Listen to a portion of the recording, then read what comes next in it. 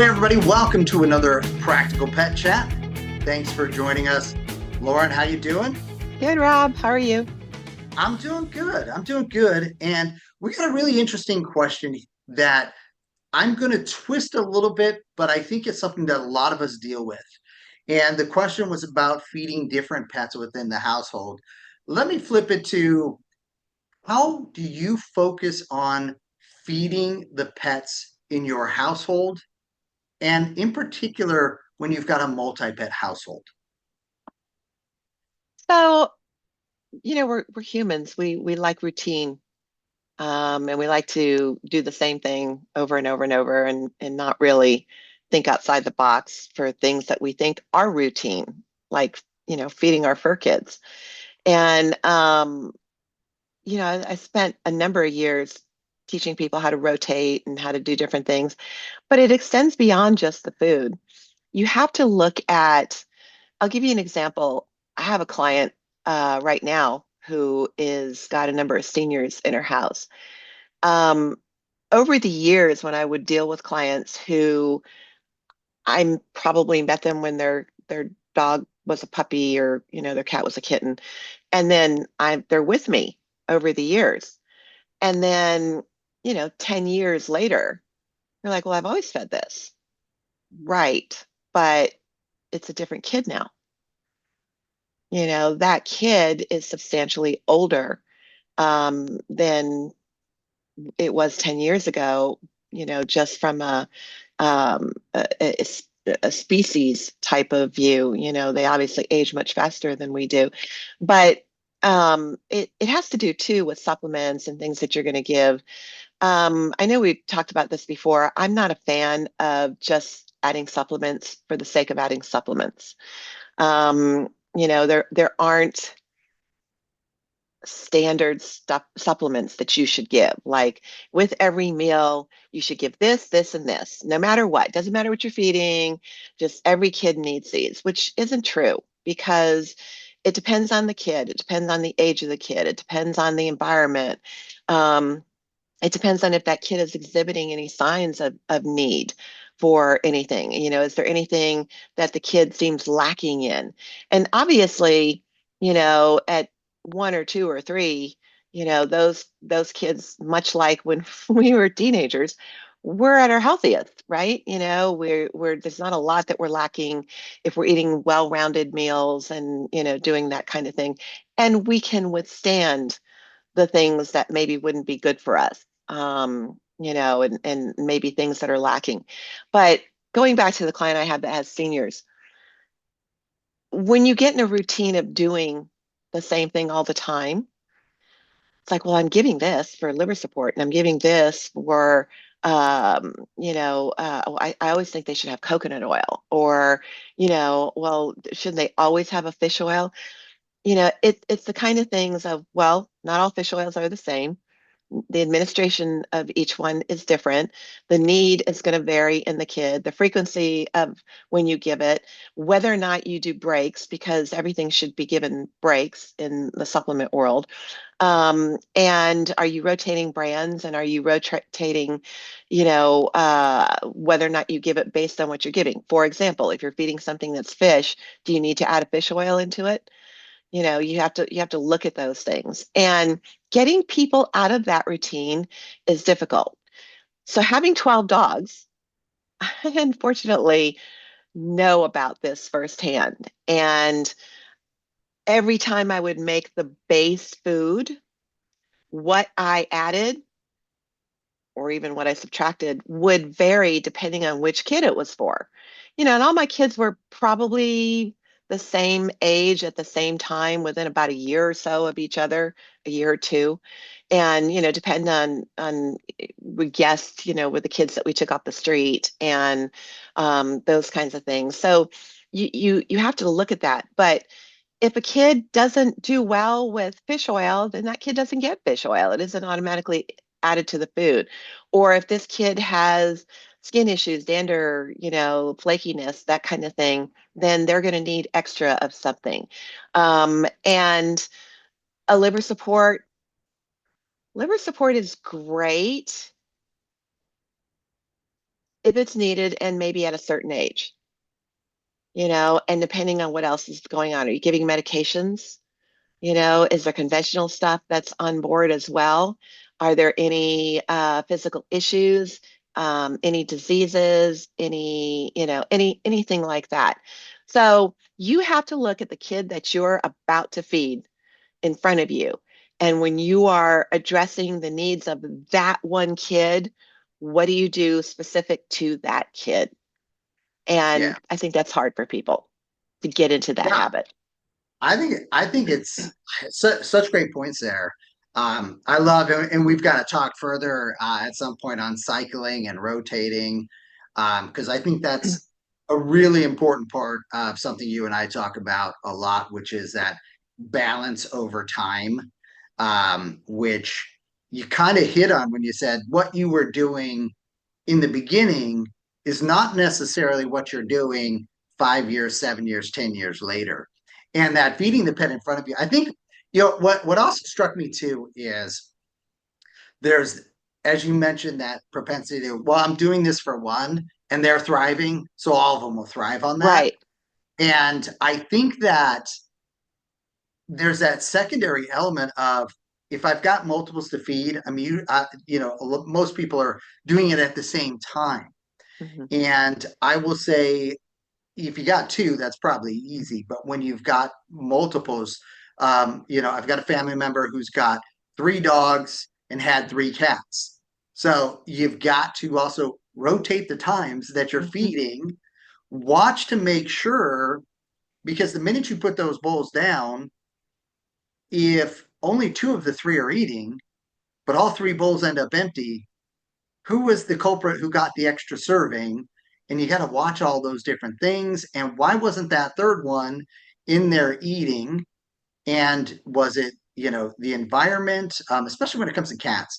They're already, a bit finicky, but you got to give everybody their space. Certain breeds of Mhm. dogs, Bella and I'm sorry, Sugar and Zoe never had any issues until occasionally their favorite meal.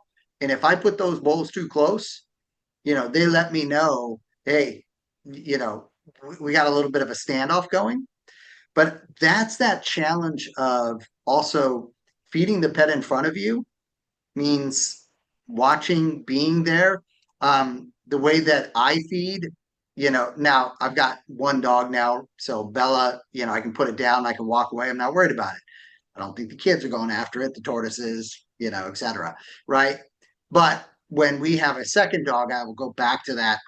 I'm there. This is feeding time. You eat, and then it goes up and away. Water's always there. Food is not.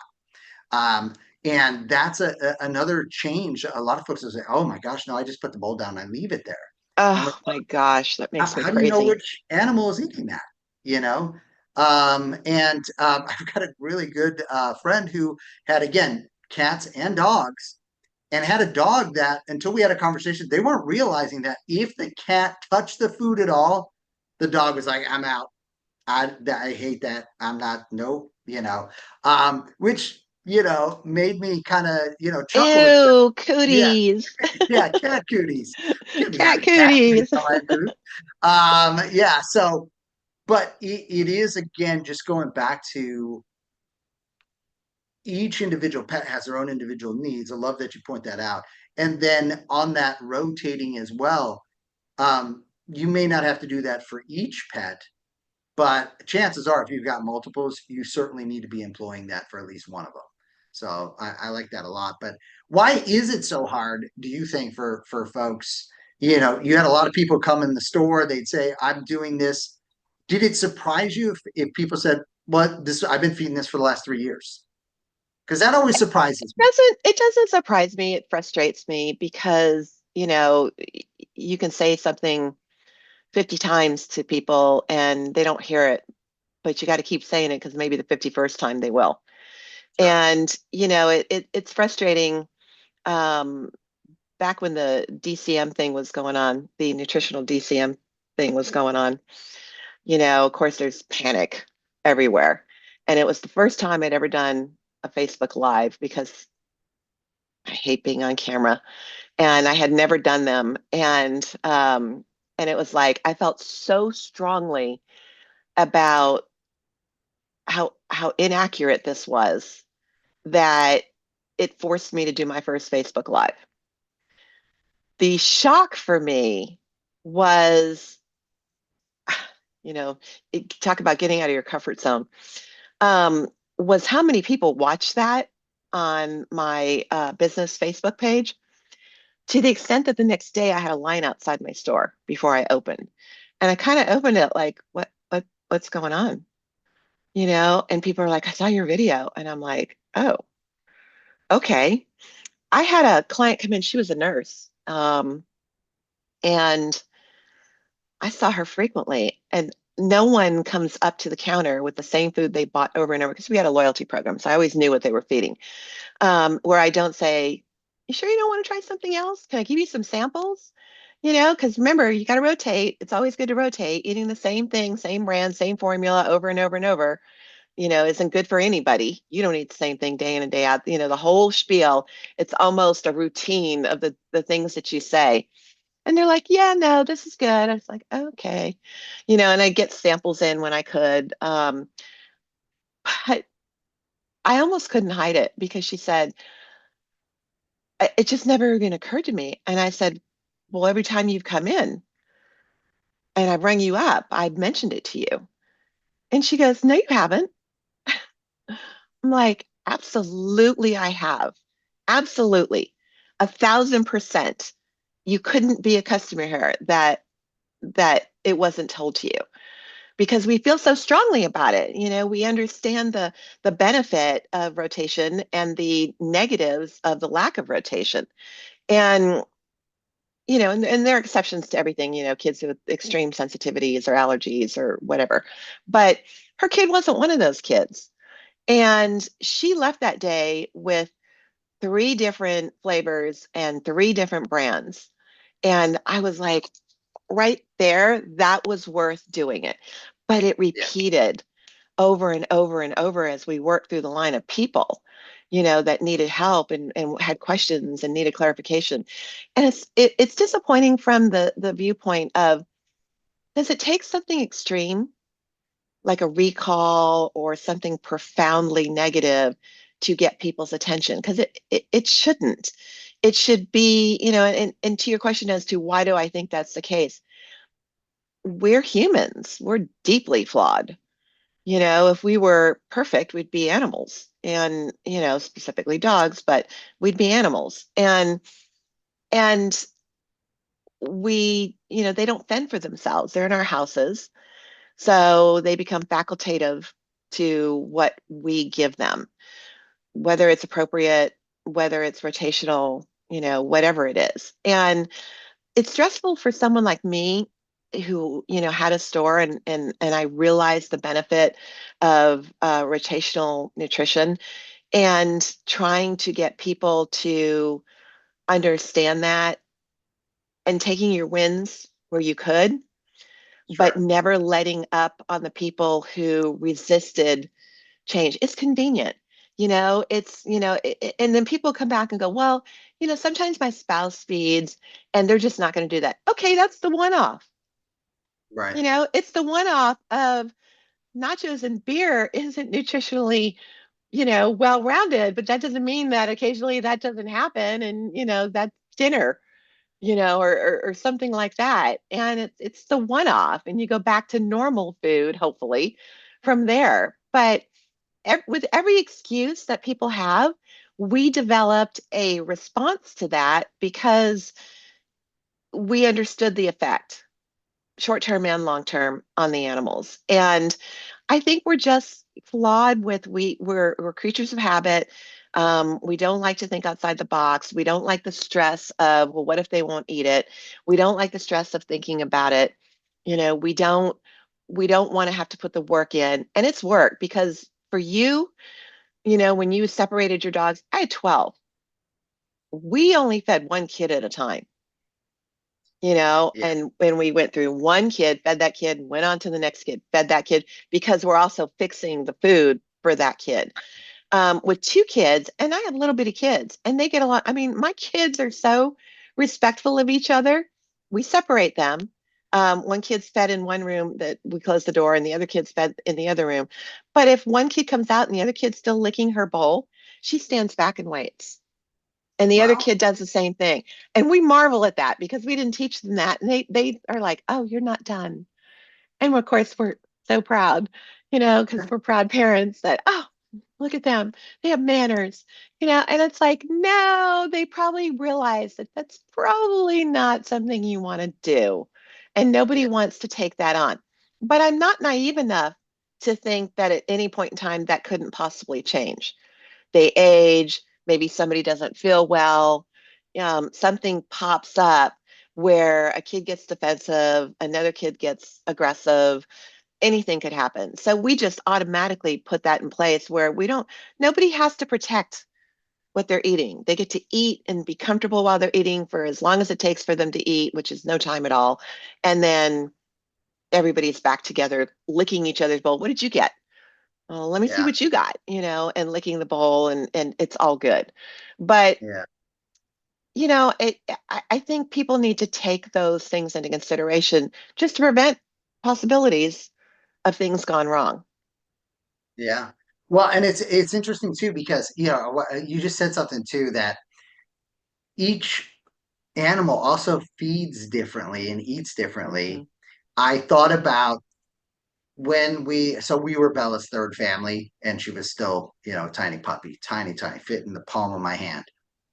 And one of the unique eating things that we saw was she would take a mouthful of food and then walk away from everybody, drop it down, and then eat it. And I used to say, like, are you baby birding yourself? And, after the second and third time, I was like, okay, in one of the environments she was in before us, she had to get her food and find a safe place for her to then consume that away from whoever else she was around. That Are was you her. assuming that? Are you making that assumption? I'm making that assumption from what I heard, and we got her because she was attacked by a bigger dog that ripped her ear. So I think that's where I kind of concluded, and it took a while to. And she was so terrified. She would literally cling onto my pants and my leg. We had to do a lot of training with a professional trainer to give her the confidence that she now has. But in around big dogs. She actually is more comfortable now around big dogs than she is little dogs.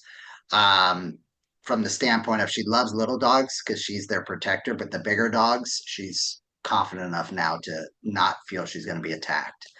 Um, but she now eats right out of her bowl. Like she's got no problem now. That habit quickly was like I'd sit down with her. I'm like, you're safe. It's all good. Nobody's taking your food. You're good. That's interesting because a lot of my clients have asked me about that takeaway Yeah. practice that a lot of dogs Interesting. do. Okay. And they're dogs that maybe didn't have previous situations similar to Bella's. Um, and and it's interesting. I pondered that often because, everything to me is I want to know every angle of it. And, Sure. it's interesting that some dogs will take their food away. So I've gotten down to with certain clients of, how do you feed? Do you feed? Is it there all the time? Do you feed a mealtime? Do you feed on the floor or on carpet? Is it on a mat? Does the dog take it to carpet to eat it? And it's almost always, of course, kibble. So I'm going to assume that Bella was kibble as well. Oh yeah. Yeah. Yeah. So it's Yeah. always kibble. And I've had people tell me, well, she takes it over there and then she'll eat one piece of kibble at a time. Oh, And interesting. and I've had other people tell me, well, she'll take it to her bed, and I go, well, that's probably home base. That's a safe zone. Yeah. But it's interesting to try to understand their perspectives on that. It's also Yeah. interesting that it's always kibble.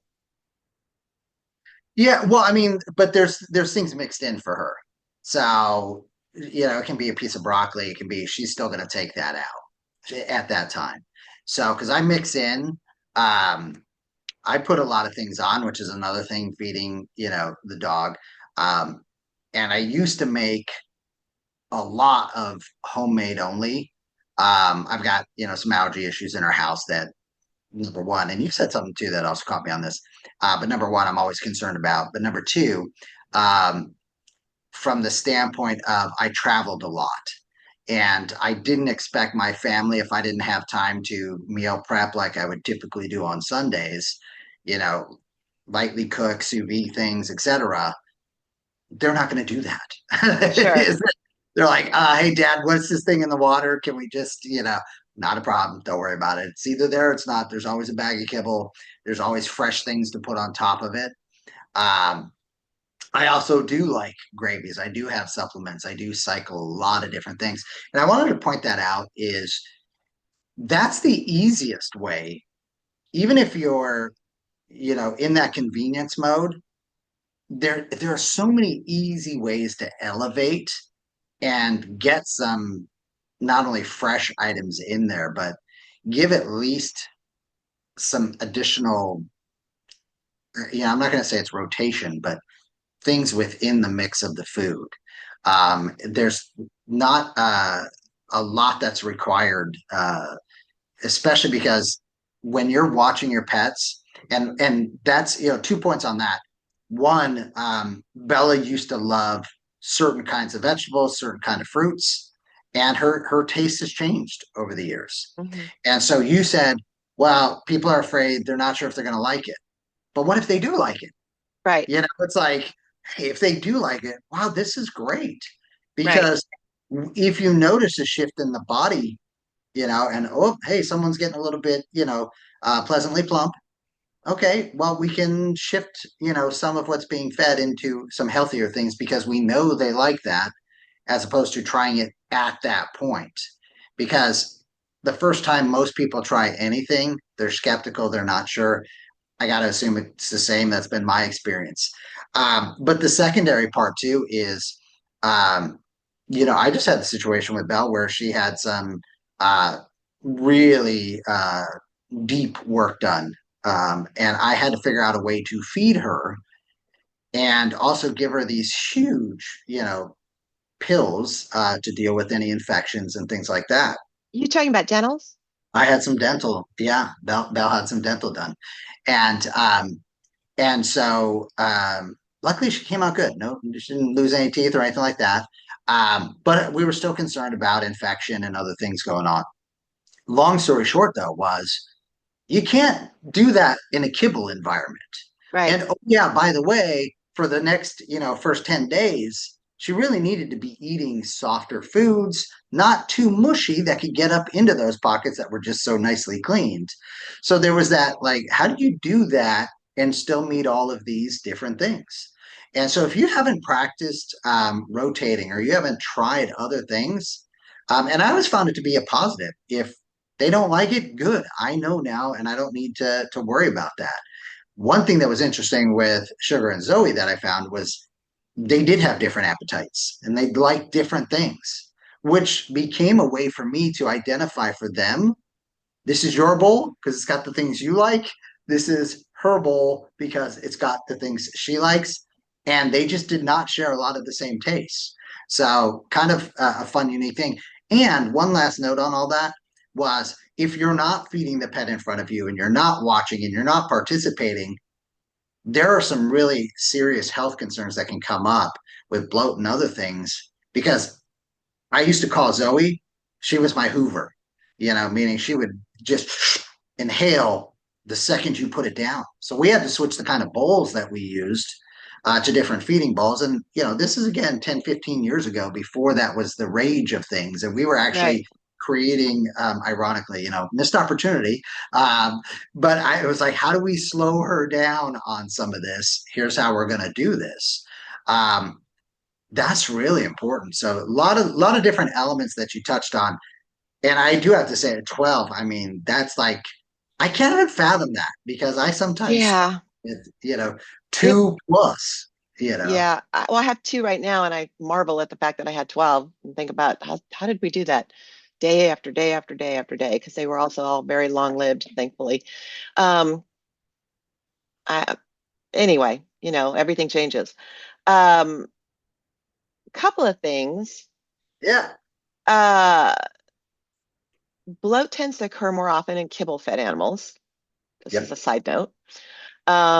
And mushy stuff really isn't an issue. I just have to clarify, sorry, because I feed Yeah. I feed, homemade food or gently cooked food or things like that. I don't ever feed kibble.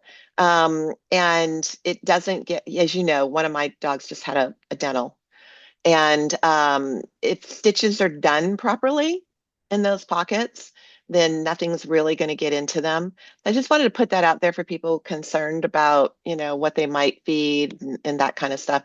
That's not going to be an issue. But along with that, I think we should do an episode at some point on something called self-selection because it's really interesting if you, and this is fun too, if you want to see at different points in your dog's life what your dog is interested in eating, and your dog is actually capable of telling you what it's missing, Yeah. So bananas, broccoli, which my dogs will not touch, green beans, other things like that. Yep. In other countries where people take their dogs out walking through, the woods, forests, not just hiking trails, those kinds of things, where there's Right. actually natural vegetation. And I'm thinking what comes to mind specifically is the UK. It's interesting how dogs will gravitate towards and eat specifically the things that they know they're lacking. And Yeah. it's fascinating when you actually get into that and take a look at um, how animals operate that way instinctively. It's a whole nother level of respect that you have for their ability. Processed food is dead food. I mean, it doesn't Right. matter if it's our food or their food. And I'm not calling out any brands because it doesn't matter the brand. If it's a processed Right. food, it's a dead food. So the fact that you add things to it really is important and necessary in terms of real food, um, and change that up. Yeah. Well, and I love that you talked about they will self-select as well. That was one of the things that drew me deeper into the herbal world. You know, Right. the it's not just dogs, it's all animals. Hmm. They're able to really self-identify, I need this. And when you think about it, it's crazy because they didn't go to some school, they didn't take an online class, they didn't, you know, No, somebody's phenomenal book. they don't have a certificate. Yeah, it's in their DNA to, pick that out. And I'm always somewhat tickled and fascinated because we're fortunate we've got some land, so there's a lot of things that grow. And when I see the different animals going and specifically picking out certain things in different areas, it's a note for me. Oh, okay, all right, so and so is hitting Eating on this. dandelions. Yeah, Yeah, any of it. We've got mint, we've got all these other things sure. too. And you just look and you go, oh, okay. So I love that. We definitely have to do that. I think that's Yeah. a tremendous talking point. And with that in mind, if there is an area that you all want us to talk about, you've got an idea, you'd love to hear Lauren's thoughts, maybe a few of my thoughts, please send us those emails, practicalpetchat@gmail.com. We have appreciated all the different feedback, suggestions. As you can see, today's episode very much driven by feedback from you all. And when we hear a number of you giving us these suggestions, we try and bring them together in one episode so that we're hitting on that. So I know we kind of covered a number of different things, but Lauren, I just want to say, as always, thank you. Great insights. Audience, thank you for spending time with us. We know how valuable your Thanks, time is. guys. Yep. Visit us on all the different social media channels. Watch the videos wherever you watch videos. Listen to us wherever you listen to your audio podcasts. Thank you so much for joining us. We really appreciate it. Thank you.